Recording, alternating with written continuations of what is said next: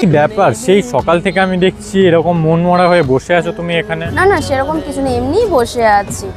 এই জন্যই, ঠিক এই কারণেই মাথাটা গরম হয়। তোমাকে আমি জিজ্ঞেস করছি কি হয়েছে, এমনি এমনি রাগ দেখাচ্ছ, আবার পরে বলবে তুমি আমার রাগ ভাঙাওনি, এই দেখাওনি।